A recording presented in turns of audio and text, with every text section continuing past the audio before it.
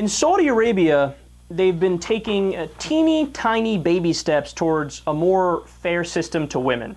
Now, they're nowhere near equality, but they started inching in the right direction, or maybe that's even too strong a word. Maybe they're millimetering in the right direction. Goofy word I just made up. So one thing they did recently was they okayed that women can have certain jobs that men have.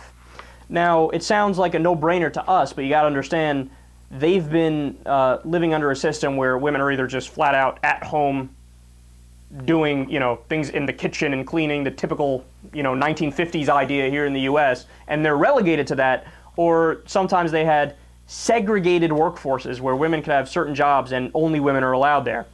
So one area where they are now allowed to work is cashiers. They're allowed to be cashiers in grocery stores. So one Saudi writer, a guy by the name of Abdullah Mohammed Daoud, is outraged by this. Outraged. So he took to Twitter to call on his followers to harass and molest women who had been hired to serve as cashiers in Saudi grocery stores, using a hashtag that roughly translates to hashtag harass female cashiers. Not so subtle, is he? So maybe it would be a random moron that I wouldn't be discussing on the show if it wasn't for the fact that this guy is kind of a celebrity in Saudi Arabia. He has 100,000 Twitter followers. So in one tweet, Daoud explained that the mixing of genders in combination of new anti-harassment laws was akin to giving up guarding banks while still punishing those who rob from them. Brilliant analogy. In another tweet, he told a story of a man who wished to prevent his wife from going out while he was attending prayers. In the story, the man molests his wife in the street under the cover of darkness, prompting the wife to never wish to leave the home again. Ah, don't you see? What a great moral to this story.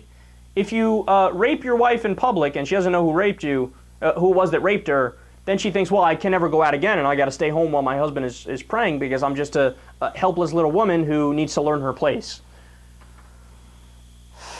This stuff makes you sick, man.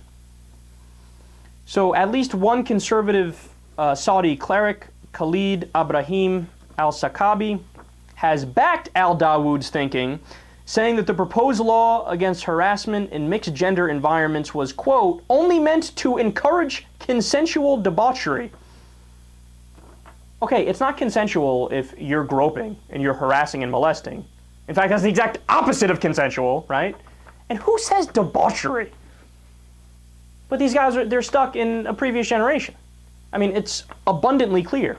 So now let's rip these imbeciles to shreds. First, note the irony of using modern technology like Twitter, brought to you by the infidels in the West, to spread your Neanderthal message.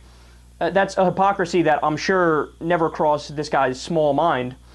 And his whole argument is, I'm a deeply religious man who abides by Allah's laws, but I'm such a slave to my every single primitive impulse that if I see a woman, I can't help myself but to grope her. But also look at the monumentally dumb philosophy that is. So give in to your every urge, and that should be okay, and that should be legal. So right now, for example, I have an urge to kill this asshole, to kill him. Does that mean that I should be legally allowed to do so? Because that's his reasoning, that's what he's saying. And just look at how he views women. And this is something you see in fundamentalist religion all over the place. It's like he's a baboon. Women are solely for sex and that's it. No, they have lives, and they have feelings, and they have emotions, and dreams, and desires. I mean, is it possible for a human being to be more of a narcissistic, unsympathetic prick?